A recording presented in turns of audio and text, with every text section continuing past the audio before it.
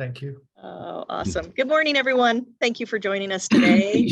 It sounds like we have some new counselors, well, not new to the profession, but new counselors joining us for this topic. So we're so excited you decided to join us for this this series. So this is the PNACAC College Counseling 101 series. And it is, like I said, it's sponsored by the Pacific Northwest Association for College Admissions Counseling. And I am Ray Pepley. I am a counselor at a high school in Idaho, and I'm co-chair of the Professional Development Committee. And then Palmer is also on the committee. He'll be talking to you in just a second. And then we have Patrick, our wonderful speaker that's here today. But we're excited to have this topic presented to us today by Patrick, but this is about letters of recommendation. I'm sure I'm speaking for all of us, all the counselors on here, when I say this is such an important topic. I struggle with it throughout the year, and not really struggle like I don't want to do it, but what should I be added to my letter when I don't know a student?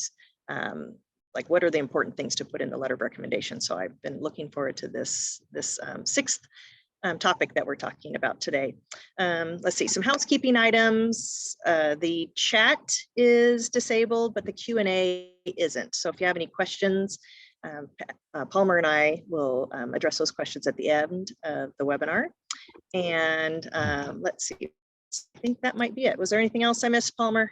No, I was thinking, since we do have some new people, it might be good to go ahead and just let people know a little bit about Dr. Patrick O'Connor, who is our speaker for this year.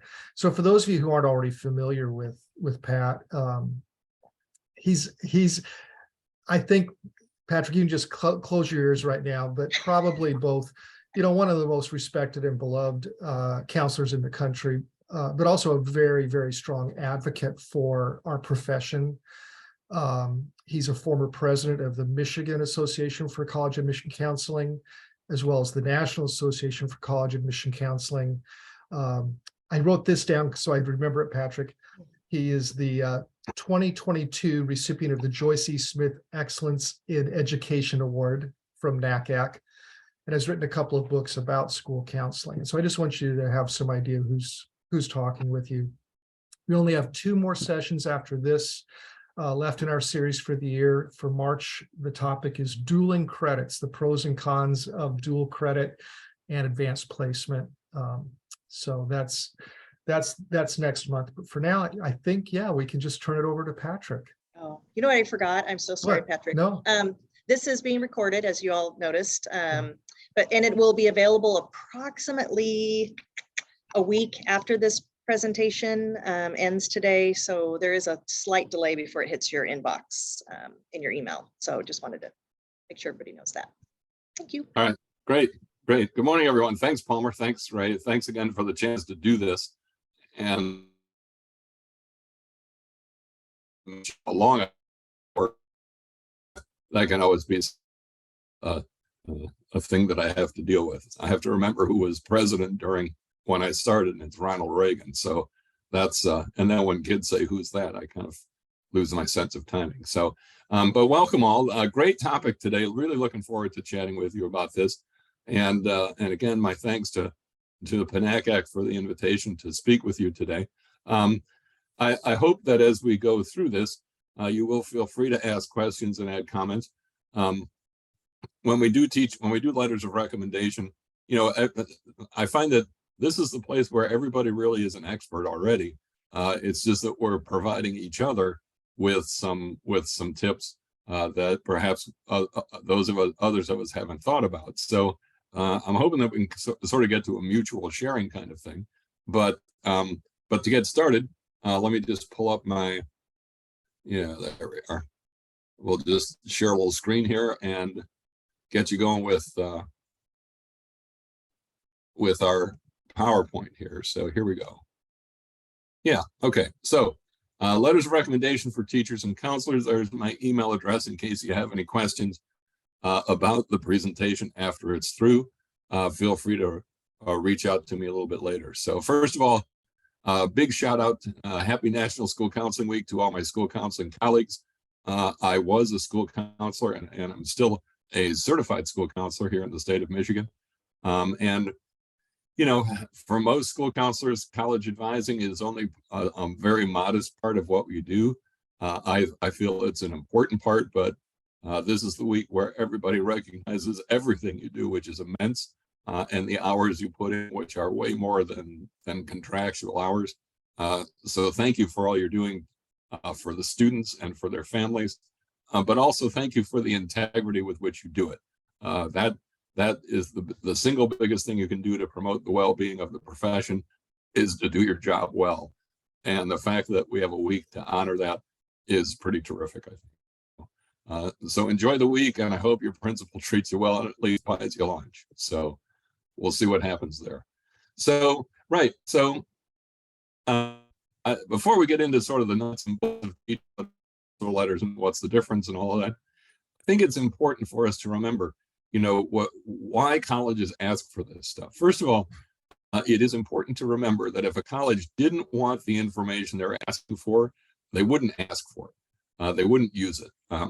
You know, these folks are busy people. Obviously, the data suggests that they are getting more applications every year, and they don't necessarily have time to process everything they're already. So if they didn't want your letter, if they didn't need your letter, they'd quite honestly not ask for it. So it does play an important role, and that really is to bring the student to life. If you take out all the written words, if you take out the teacher letters and the student essays and whatever else you may have in mind, you know, all you get is numbers. You get grades, you get test scores, and that's it. So the goal of anything written in a college application is to make the students read. I believe it was admissions officers from Hearst from days. I said, goal word is that when the admissions officer looks up from reading the letter, they are surprised the student isn't in the room with them. And so that's your goal. Your goal is to basically have a conversation about the student. The challenge is that your conversation, your part of the conversation, is on paper or on a computer screen. And so it's not, you don't have the give and take of conversation, but what you want to convey, the tone, the information, the content, you want that to be as conversational as possible. Why? Because you want this to be approachable. You want the person to look forward to reading your note. From the minute, the very first sentence, you got to draw them in and say, and basically, this is sort of the, you were meeting for coffee and you started out by saying, let me tell you about Billy. And off we go. I've had some people say it's not over coffee, it's over a beer. Okay, whatever, you get the idea. It's supposed to be formal yet informal. It's supposed to really draw the person in. And for those of you who think that you are not good writers, it doesn't matter. It doesn't matter if you're a good writer or not. What matters is that you're showing your care for the kids. Think of it as a conversation. It's not a book report. It's not an essay. It's a conversation about a kid. And you have had great conversations with kids.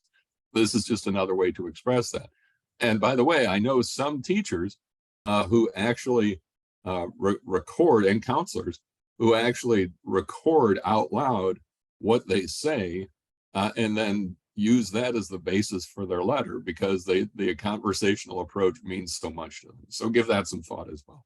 Okay, so teacher letters. It's important, as much as teachers would like to tell you everything about this student, there is a specific task behind a teacher letter, and that is to convey what it's like to work with this student in the classroom on a regular basis. That's what they want to know from the teacher. Now, there are lots of things that teachers are eager to say in letters that don't really meet that goal because, well, there's all kinds of reasons about that, which we'll get into in just a second. But it's important to remember, you know, when a student goes off to college, the primary thing that college wants to know is how are they going to do in the classroom? This is where the teacher letter comes in.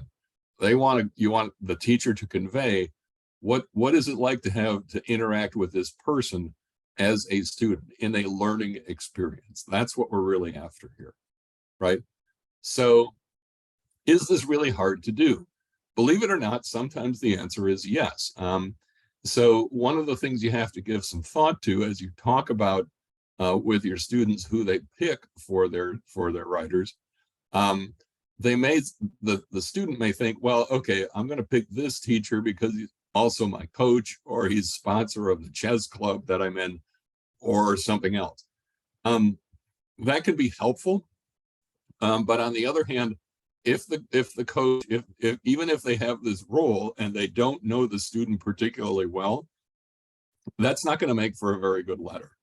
So even though the teacher may play multiple roles in the student's life, if they're still not able to write a good letter of recommendation, we don't really want to go with that person, even though they have multiple roles, if there's a teacher out there who can write a better letter about the classroom experience. The other mistake that students very often make is that they pick a teacher of a class where they got an A. And it's not to say they shouldn't do that, because of course the teacher, if the student has worked hard in the course, the teacher can talk about their diligence, their preparation for class, their expression of thought, the way they think about the class, which is really important. If a teacher can talk about how a student thinks about the subject matter and how they share that, that's a pretty magnificent letter right there. The trouble shows up when basically the student goes into this classroom, doesn't really participate much, doesn't prepare for class much because they don't need to, gets A's on all the work, but doesn't really lean into the work, doesn't really participate, doesn't really make it their own. If that's the case, to say, well, I got an A in the history class, well, okay, but what did you get out of the history class? What did you put into the history class? If you basically showed up, nodded and smiled and didn't hurt anybody, didn't bother anybody, you're probably not going to have a teacher who knows you well, other than to say, yeah, you know, they got A's on all my papers. And that's not what we want. We want a three-dimensional view of who the student is. And so it's really important to make sure the student isn't just picking a teacher because they got an A in the course. In fact, many of the best letters, college folks tell me, often come from teachers where the student got a B and had to really work like crazy, because that showed who the student was. And so students really shouldn't veer away necessarily from a teacher where the grade was something other than an A. Right? Okay. So as you work with your students in terms of talking about what teachers they should ask for the letter of recommendation, generally speaking, the colleges are looking for an academic instructor, and that's the 5 subject areas that you see right there. Sometimes questions, well, does journalism count? In some places, yes, and in some places, no. So it really is important to keep that in mind as well. And then, sometimes we get, well, what if the student's majoring in art? Can they get an art letter? Yes, they can. Believe it or not, in many places, if they want one from the major, the student's intended major, they'll ask for that. If not, they still may be looking for academic background, even if the student is an art or music major. If that's the case, and the college has said they want a letter of recommendation, I often tell the student under those circumstances, it's okay to send an extra letter. So send one from an academic instructor, but then send one from your art or music instructor. That's one of the very rare cases where I will say it's okay to send an extra letter. Extra letters, as a rule, are a no-no simply because the college doesn't want to read more than they need to. So there is that. Okay, so if the college wants 2 letters, they don't send them from the same subject. So we don't want 2 math letters. We don't want 2 English letters. Science, and that should read social science, sorry. Math, science, English, and social science. Now, with science, however, there are some college counselors who say, look, but if it's a biology teacher and a chemistry teacher, that's not really the same subject. Well, again, the college community is a little split on this. They'll tell you that they're really looking for, as a rule, they'd like one from the hard sciences, which are science and math, and one from sort of the liberal arts side of the house, the Englishes, the social sciences, and the language. So if you're trying to help a student sort that out, again, I would hesitate to send 2 science letters simply because, as a rule, they're looking for sort of one from the hard sciences and one from the liberal arts side of the house. Most colleges will let the student choose, but there will be some engineering schools that want a math or science letter or both, so make sure you pay attention to that. And this is kind of key. As a rule, the teacher has to have taught the student in the junior year or has had them in a previous grade and will be teaching them in senior year. Why is this? Well, what the college wants is really, they want to know the student they're getting now. And so if you send a letter from a 9th grade English teacher, the college is basically going to say, yeah, well, that's great. That's who that kid was 3 years ago. And so to fix that, they ask for a letter from the teachers who have most recently taught the student. And that will be either in the junior year or again, has had them before and will teach them in senior year. Why do we not want somebody who's teaching you for the first time in senior year? Well, they'll be writing that letter in late September where they've known you for exactly 3 weeks. So it's probably not going to be as quality a letter in depth as you would want. So if they've had you before, to me, that's actually sort of the sweet spot. If they've had a student as a 10th grader and as a senior, boy, you can talk about growth, you can talk about perception, you can talk about how they've matured as a student. There's just a wealth of great information there. But to have a senior teacher write you after 3 weeks, write a letter for you after 3 weeks, that's probably not going to give you the victory that you're looking for. So again, it is ideal if they've had the student for more than a year, right? So there's always that as well. Okay, so what the letter should possibly convey. Now, remember the PowerPoint rule is never more than 3 bullets, and there's like 10 there. So if you're looking at this and thinking, oh my gosh, this is a lot to write, your best bet is to take a look at these and figure out which ones, for the teacher to look at this list of questions and really address the ones they feel they can really knock out well. And so if it turns out that they can only address 3 of the points on this list, but really do it well, that's going to be a great letter. They don't have to worry about the whole thing. These are just a list of suggestions. And again, it's kind of like a cafeteria. Find the 3 or 4 that the teacher feels they can really, really do a good job with, and then address those. You're going to be just fine. You're going to have a great program there. So let's go over the list real quickly. First, as I mentioned earlier, the student's quality of thought. What level of understanding do they possess of the subject matter? Many colleges that ask for letters of recommendation are places that are fairly competitive, where it's going to be a lot of students applying for not very many spots. If that's the case, they don't want to know that the student just got an A. They want to know how the student thinks about the subject. Do they love the subject? Are they I know passion is one of those really tired adjectives. And so I wouldn't recommend teachers use that as an adjective, but I would recommend that they talk about the student's passion for learning without using the word itself.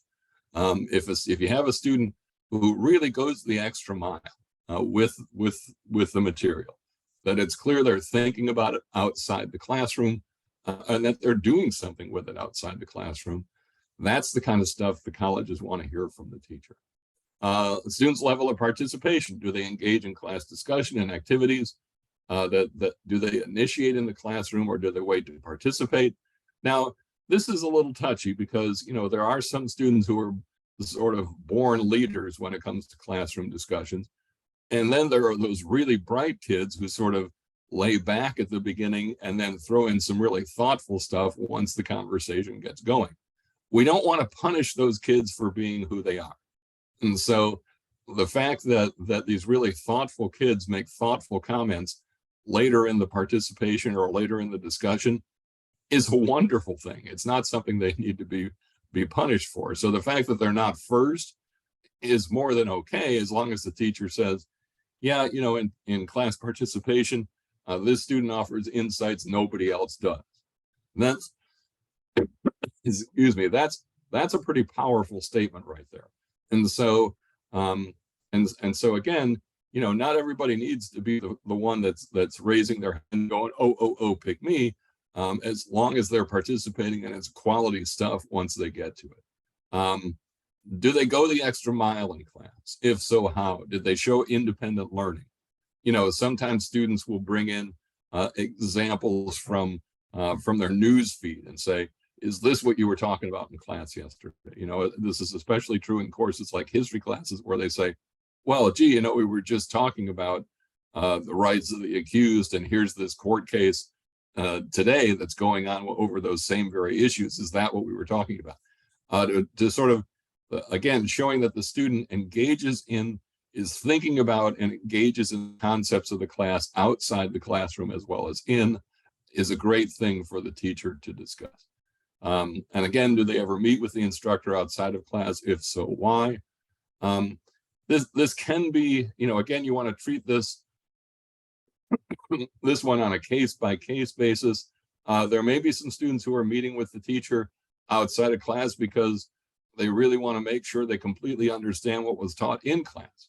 And if the student is struggling with the course, we would, of course, hope that they would do that. The teacher would encourage them to do so. I don't know that I would necessarily share it that way with a college. I think it would be better off to say the student's interest in the class is so keen that they meet with the instructor outside of class to discuss key concepts. Because we want to make sure, the college doesn't want to say, well, gee, I don't know if this kid's going to be able to make it through college or not. But to say that the student cares enough about learning that they pursue it outside the classroom is certainly a positive attribute. Is the subject matter part of the student's life in some other capacity? Again, it may very well be that if this is, say, an English class, the student has a blog, that the student writes poetry, that the student participates in writing competitions. If the teacher knows this and can speak to it, that's great. If they don't, they shouldn't worry about it, because there's an excellent chance the student will list those things in their extracurricular activities, and should. And so if the teacher knows it, that just sort of reemphasizes it. But if they don't know, that's okay too. Would you want to teach this student again, and why? This is, quite frankly, a question that not many teachers address, and I think it's a pretty good one. And I think for some people, for some teachers, they'll be able to really do well with this question and say, I really would like to teach the student again, because, they just gave so much in the classroom. It's a real pleasure to have them, and I would welcome the opportunity to talk about advanced topics in this subject with this student. And so now, obviously, if the answer to this question is no, I would be inclined to tell the teacher that that's not part of the menu that they should choose from.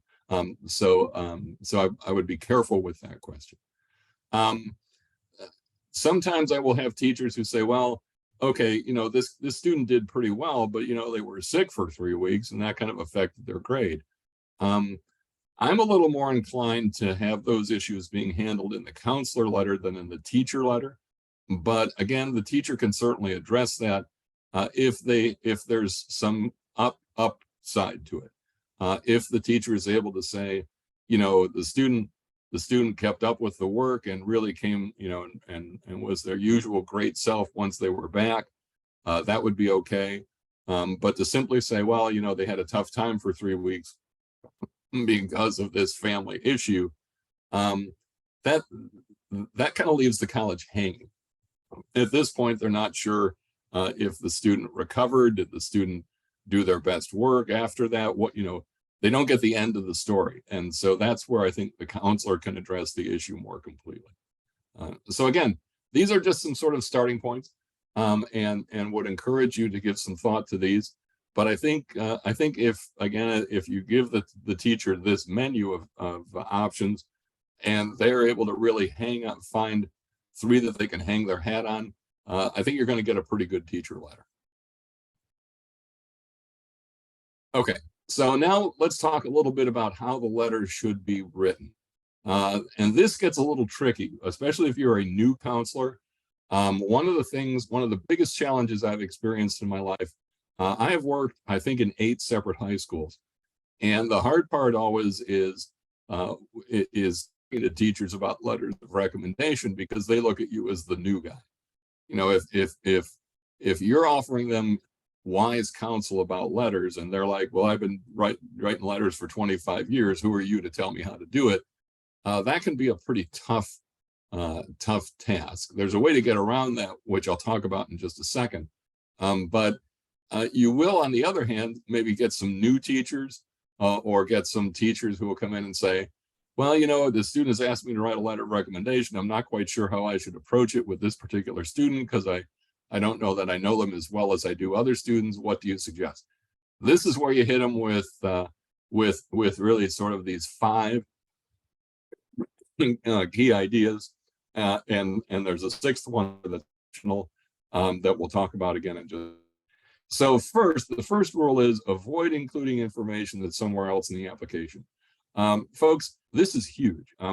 Many teachers, in order to what they think that they have to demonstrate that they know the student really well, and so this will often show up in the first paragraph or 2 where they'll say, well, you know, Danny is in my physics class and he's in the choir and he runs track and well, okay. And it's great, you know, again, it's great that the teacher wants to basically say, I know what I'm talking about when it comes to quality examples within the context of the classroom. The fact that he's in the choir, the fact that he runs cross country, that's all his extracurricular. So let's not have teachers include that information simply to show expertise. Let's devote the space that the teachers have, which is not much, by the way, and use that to talk about what it's like to be a real rich demonstration of what they're like in the classroom. Okay, list in the intro how long they've known the student and what classes they've taught. Somewhere along the way, they need to include this basic information. And it may not actually necessarily be in the intro, although for many people they will, and that's okay. You know, I'm delighted to write this letter for Bob. I've known Bob for 3 years, had him for 10th grade English, and now I have him in 12th grade American Lit. End of paragraph. Let's get to the real story. Overall impressions of the student. Now, again, this is where there's a big challenge, because very often teachers will decide the best way to describe their overall impression of a student is to list 6 or 7 adjectives. Adjectives are okay as an introduction, but you got to follow up with specific examples or evidence to support. You're basically, when you put a sentence in that's adjective rich, you're giving the conclusion of your argument. You know, he's a thoughtful, engaged, independent thinker. Great. Okay, there's 3 adjectives. Now tell me that story. Write to those adjectives and support what you just claimed. And that gets to the 4th box, the one at the lower left.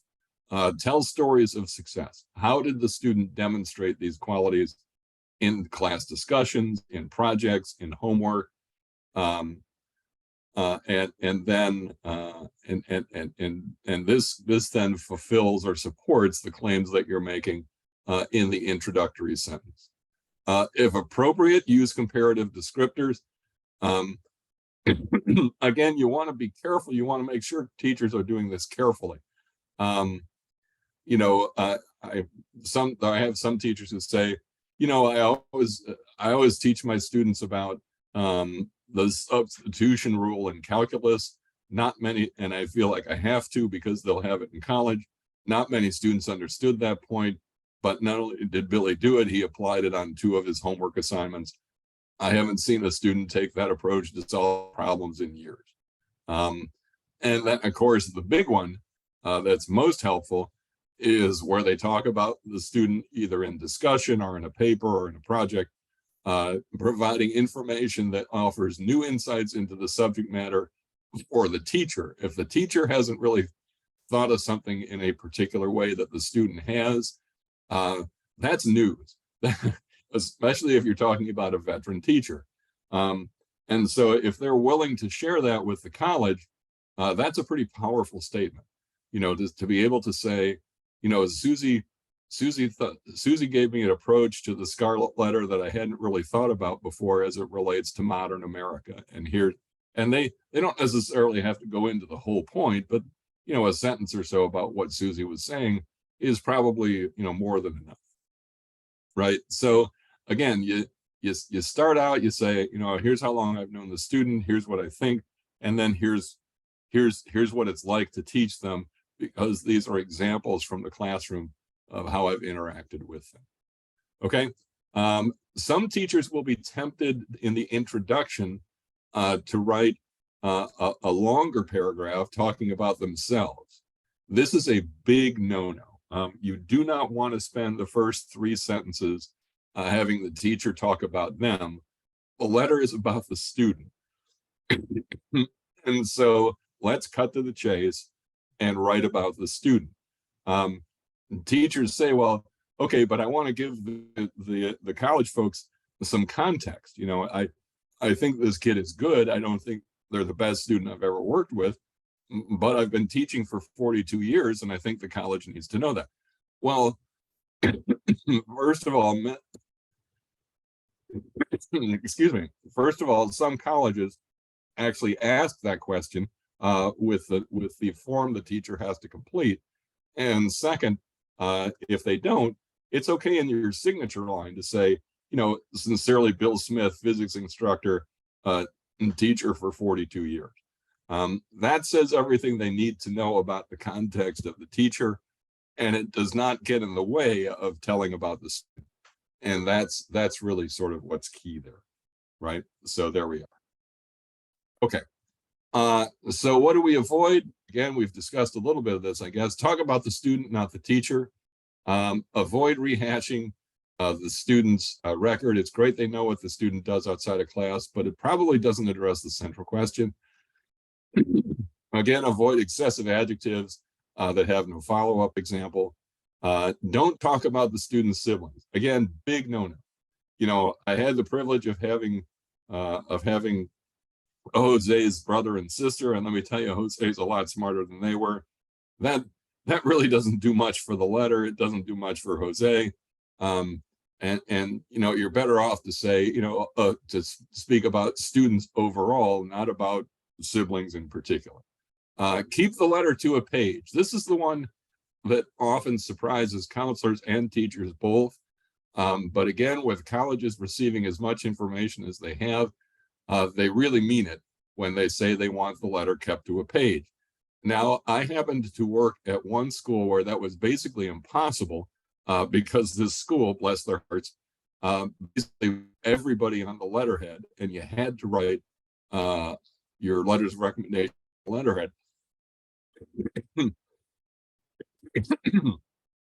Excuse me. So by the time we actually got through with just the introduction, you know, there was the name of the superintendent and the headmaster and the department chair and well, by the time I got the space you get on the first page of the letterhead is like 3 sentences. So in that case, I almost always had to write 2 pages, but they get that. The problem is, of course, if you're just writing on, say, a Microsoft Word document and you go more than 1 page, that's going to be a problem.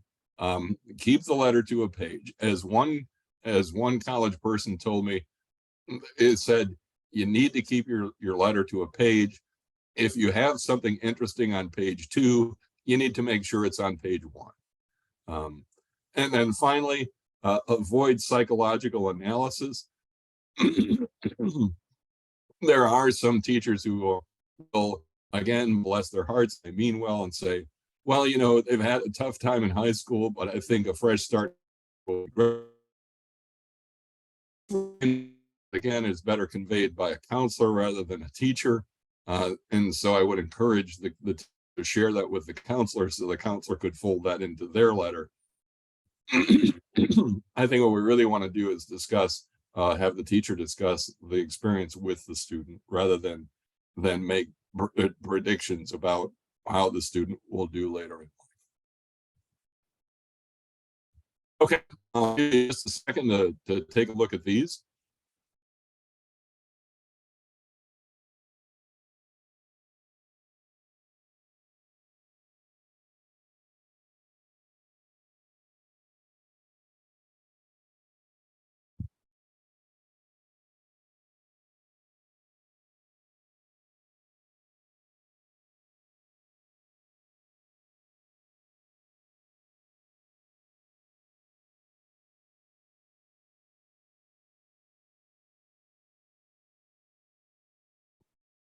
And again, my apologies for, I think there's a typo in there. My apologies for that.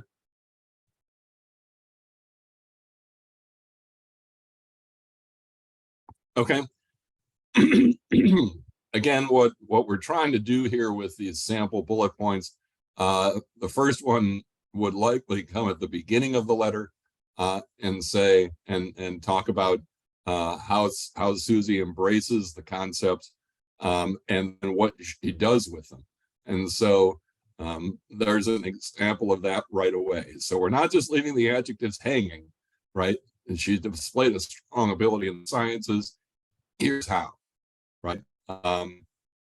And so the second bullet does the same thing. She makes the most of her natural abilities by preparing thoughtfully, and here's how. So again, the here's how is more important than the adjective. Both have a place in the teacher letter, but the here's how is what often gets overlooked, and that's kind of a problem. Okay, great. Okay. So a few quick odds and ends, and then we'll chat about counselors. The student asks the teacher for the letter, not the counselor. I'm one of those folks who believes that the college counseling process is the students to execute, and because these are skills they will need to succeed in college, they need to do them, not me. And so the student asks the teacher for the letter in person. I am biased enough to say that I think it should be in spring of the junior year. Why? Because just about every one of those 8 high schools I've been in, teachers say they write their letters in the summer, and so they need to know who they're writing for. And so this gives the teachers the option of doing it in the summer or waiting until the fall. And so if you have a policy that does something else other than that, I would suggest you consider changing that policy to give your teachers a break, and then kind of go from there. The way that they ask is they say, can you write me a good letter of recommendation? Any teacher can write you a letter. You don't want a letter, you want a good one. What if the teacher doesn't know the student all that well? Well, in that case, the chances are the reason that you know this is because the teacher has come to you and said, I don't know the student very well. At that point, you may need to jump in and suggest they read the student's file. You may encourage the teacher to contact other teachers of the student and get a sense of the student in their classes. You may want to do that yourself. But again, there are some students where this is going to be tough because, teachers have a high caseloads just like counselors do. And so in some cases, the teacher is going to do the best they can. If this is the case, this is a situation where I might recommend the teacher and the student meet to chat a little bit. I generally don't recommend that because I think it gives the student, I think it gives the teacher way too much of the student's perspective and doesn't really allow the teacher to share theirs. But in this case, if the teacher really feels like they don't know the student all that well, and they have to write a letter for some reason, they may choose simply to do that. Okay, so there we are. The goal of the counselor letter is extremely different. The goal of the counselor letter is to give the college a sense of who the student is, especially in the context of the school and possibly within the community. And so your goal is to convey who the student is, and then who they are in the context of the larger school, not just a particular classroom. Again, here's 5 or 6 things that you can choose from, and I would invite you to think about some of these. The level of challenge, this first one, however, is almost a mandatory one. The level of challenge of the students' classes. When we ask colleges what they look at closely in evaluating a student, it's the first 2 that always show up are grades and level of challenge. Did the student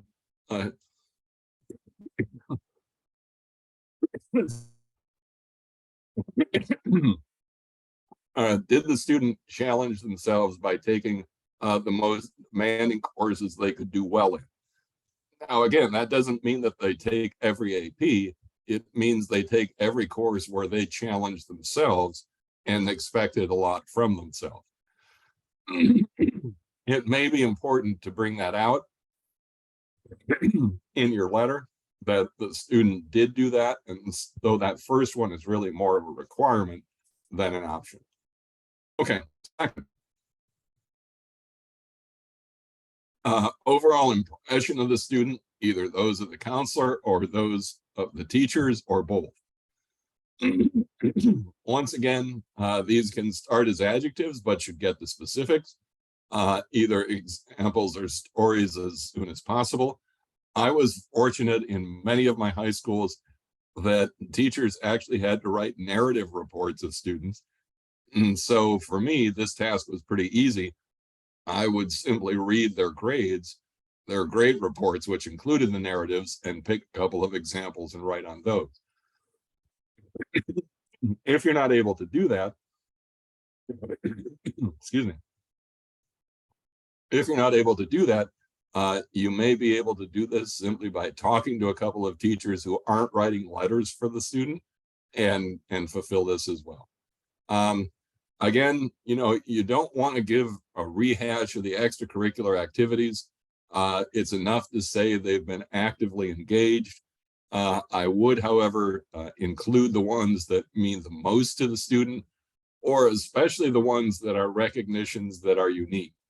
So we don't really have to reiterate that they were the 9th grade volleyball captain. That's nice, and it's in the list, so that takes care of that. On the other hand, if they were the first student to take the National Latin exam in 20 years from your school, that bears repeating. And so you're gonna want to spot check the participation list and highlight the ones that are really exceptional, because the college needs to know that within the context of your community, this student is a big deal, and here's right. And so that's actually another important question. If the student is a big deal in your classroom, in your school, you need to explain why that is in your letter, right? Okay, you may need to address the student's home life or overcoming challenges, and in some cases, a brief reference to that is all you do and follow up by saying, "I'd be happy to discuss this with you. Here's my phone number." Now, many colleges will not call, but you're extending the olive branch and giving them the chance to do that. You do, when it comes to these kinds of issues, you want to be careful not to put something in writing that could lead to some problems for you later on down the road, because some families may decide that information really didn't need to be shared. And so you want to try and respect the student's privacy by addressing those in a phone call rather than in a letter. That's also true for any exceptional circumstances that limit the student's performance and participation. If that's the case, again, it's important to address whether those are still going on. And so if you say the student experienced a health challenge in fall of the sophomore year, but since then they've recovered nicely and are really back up to speed and doing excellent work. And then finally, the student's future plans, if they might be of interest to the college, are also valuable as well. Okay, what should they avoid? And I'm being mindful of the time here because I do want to get to any questions you might have. Again, avoid a rehash of any material found in other parts of the application.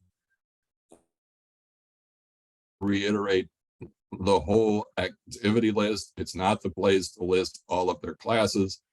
That's someplace else. They're going to read that. What they want to, what they're looking for is for you to explain what those mean to the college, or what they should mean to the college. And you do that by explaining what it means to your school or what it means to the student. That's the purpose of your letter, right? Speculation on the counselor's behalf. You want to be careful, again, not to, I know a lot of, there are this kid. I never really took that route because I don't run the Office of Admissions. I don't know what their institutional preferences are. I can tell you that I think the kid is great. I can tell you they did great work at our school. I can tell you they're a tremendous asset to our community. And I would go so far to say I think they'll be a thoughtful contribution to your school community, but that's really about it. I never got pushy and said take the kid. Okay, details of a challenging experience that are too personal is call me. Again, this is the big challenge for many counselors. Writing more than one page is a no-no. Again, if it's important, it needs to be on the one and only page that you write.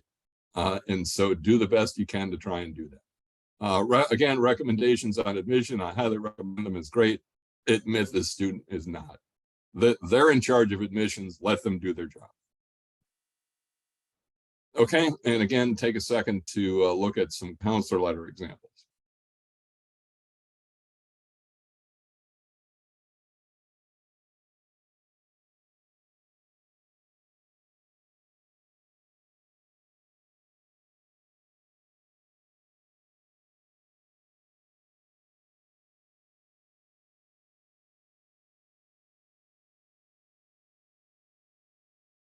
Okay, again, in the first example on the left there, using narrative to talk about his interest in space travel, pointing out that he has exhausted your science curriculum is important because most students don't do that. Most students don't include space travel as a frequent theme in math homework. And then it's also an opportunity to highlight his participation outside of school to support his interests, right? On the right, this is how you could address a situation that if Billy ran into some trouble second semester or sophomore year, again, note that the end is a high note. It doesn't leave the college thinking, oh, this poor kid, is he in good shape? It says not only did he come back, he also came back with high energy and created this new club. So if you talk about how a student has handled adversity, it's great if you can end that on at all possible. Okay, only send the number of letters the college asked for, not more. Again, students are going to want to send 8 letters. That can actually be counterproductive. There will be at some points some colleges that if they ask for 2 and you give them 8, will actually hold that against the student. And so we want to make sure that if they're going to send a 3rd letter, that you have to say to the student, make sure that 3rd letter will not contain something that's already in the other 2, because if it repeats itself, the college is not going to appreciate it. If they require none and there are circumstances, you can contact them by phone. If your caseload prohibits writing good counseling letters, say that. Just simply stand out and say, look, I've got 600 kids on my caseload. I love this kid based on what I know. I just don't know him really well. But here's what I can tell you. And they'll be pretty straight ahead with that. Okay. Now, one temptation sometimes that we have as counselors is that if we have an easy admit, a student with a 3.9 and a 32 on the ACT is applying to a school where the average admit is a 3.3 and a 21 on the ACT. You may be inclined at that point to not really spend a lot of time on that letter simply because you're busy with other letters. I get it. And there's only so much time you have. And so you will then be tempted to write the NKGT letter. NKGT stands for nice kid, good teeth. Basically, what you say in that letter is, yep, he's a great kid, love him madly, take the kid. I've written probably 2 of those in my life, and in both cases they were to recruited athletes, where the athlete said, look, basically walked in my office and said, look, they don't care what you say as long as you tell them that I'm not a mean guy. So put together 2 paragraphs, sign it, and I gotta get this in by tomorrow. So, but on the other hand, for most students, however, these letters are sometimes used for scholarship as well as for admission. And so if you've written a pretty underwhelming letter, these kids who get it, the kids with the 3.9 who apply to a school, the average is 3.4, they could qualify for an honor scholarship. And if your letter doesn't really support that, then there's a problem. So, so again, avoid that temptation if at all possible. The one thing that I didn't put on this slide that I want to add, remember that the letter is written about the student, not to the student. And so students do not get to see their letter. Parents do not get to see the letter. This is a letter of recommendation, just like an employer. The boss writes the letter and sends it to the place that's doing the hiring. In this case, the college is doing the hiring and you're the boss.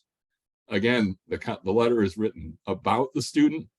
It is not written to the student, and you need to make that clear. If the student is not interested in waiving their right to see the letter, then you need to tell them that the letter is basically going to say that the student this is a student in good standing who's going to graduate in June of 2023. And that's what I've been in spots where I've had to do that. And I've said to the student, you want to see the letter, that's great, but all it's going to say is that you're here and you're graduating. So you want the college to have more than that, then we're going to have you waive your right to see the letter. So that's that. Okay. Questions, comments? Shockingly, Patrick, there's no questions in the Q&A, but I think Ray had some teed up for you because this is such a important topic. Hey, I wonder too, Patrick, if you may want to turn off your screen sharing just so that yeah. But yeah, Ray, this is your platform, it looks like. You get to pepper him. Maybe it'll spark some other questions from others. So a couple questions I have, Patrick. I've heard that some colleges are interested in maybe seeing bullets, like your letter written in bullet format versus paragraph format, just because they just say the amount of letters they need to read, it's just easier for them to read a bullet paragraph. Have you heard that before? Yes. Or, okay, what would you say? I have, and obviously the fact that I didn't address that means I'm not a fan. But okay. But having said that, it's a completely appropriate way to do this. The way I encourage counselors, if they want to do a bullet letter, is to say, okay, this is the first sentence of every paragraph. Mm-hmm. Okay, so for counselors who are like, well, how do I write a bullet letter?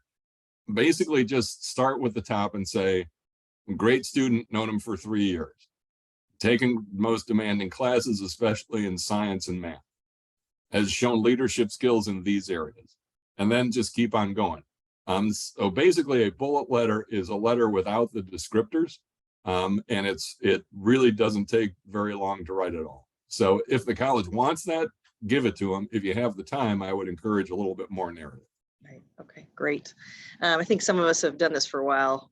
I'm uncomfortable by it. I feel like it's not what I should be doing, but I also don't want to hamper or hurt the students' opportunity to get into that school if my letter is not written the way the college wants. I guess probably the struggle for us would be, how do we know that's what they want? I just heard that in a training.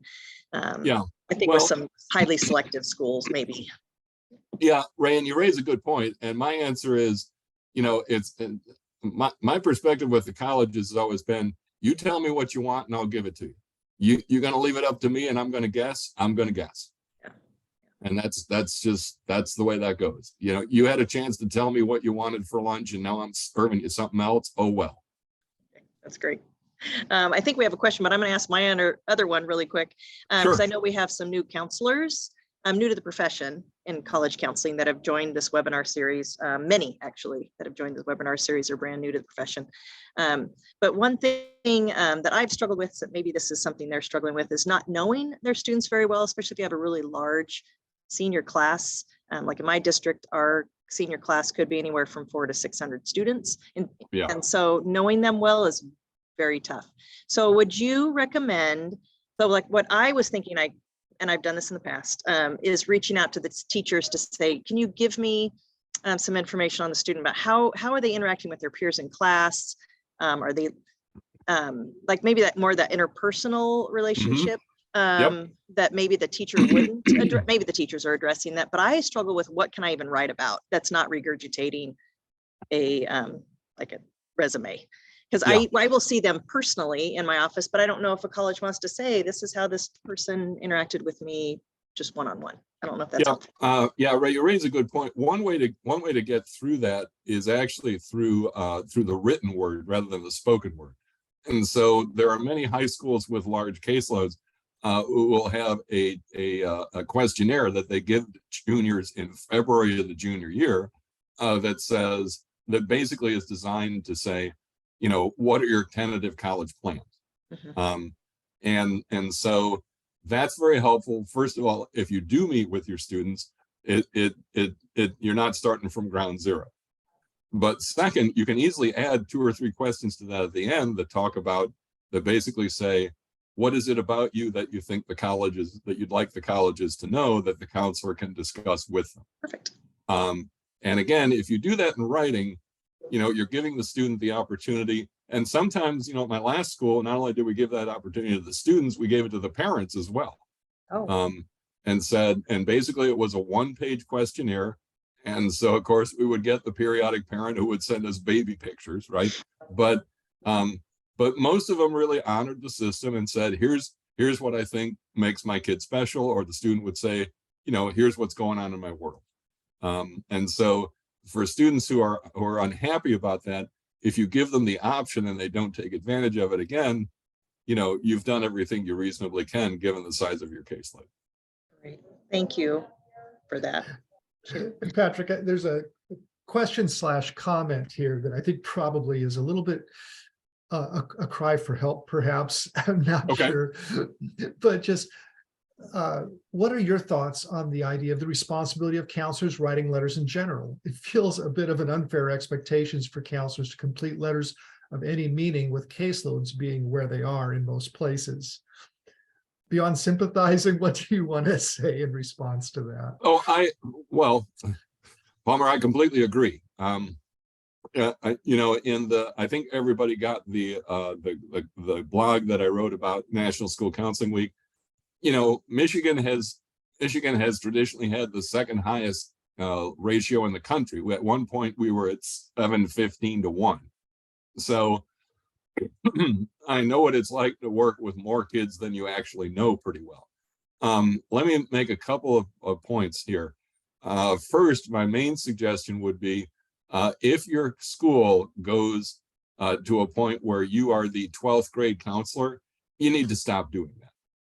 You need to go to a system that's alpha-based, because that way the number of interactions you will have with the student will be 4 years long, not 1 year long.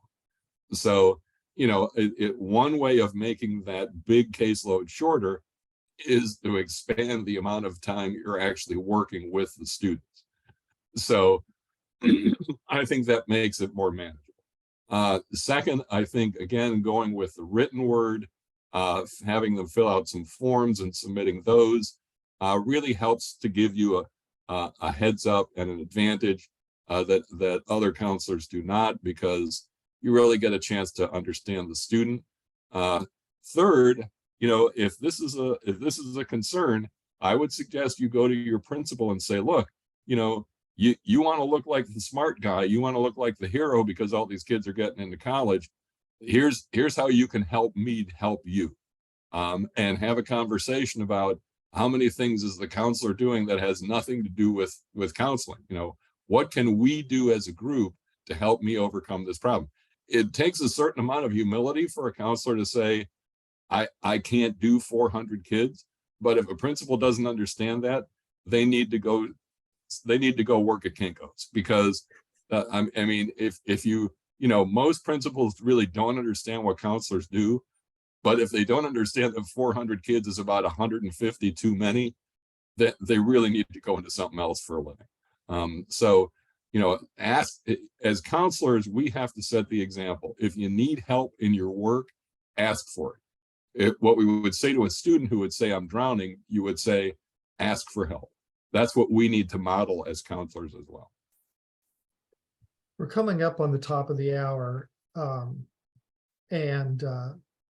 So some people have to drop off, I'm sure. And it looks like my internet's getting spotty. I'm sorry. Ray, do you want to ask the last question that's showing in the Q&A? Yeah, I was going to offer, since yours is a little Thanks. spotty. Yep. So Matt asked a good question.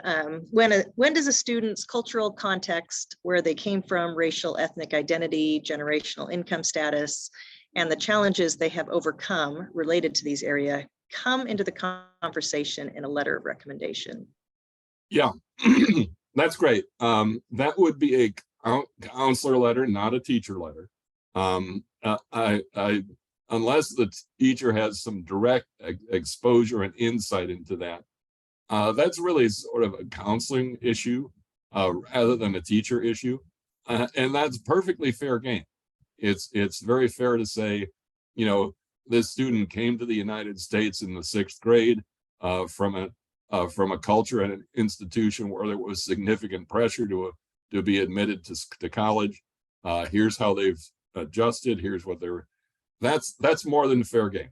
I don't know that I would devote an excessive amount of the time to it. For me, that's one of those, write 2 or 3 sentences and then say, I'd be happy to supply some additional information. Feel free to contact me and then give your email and your phone number.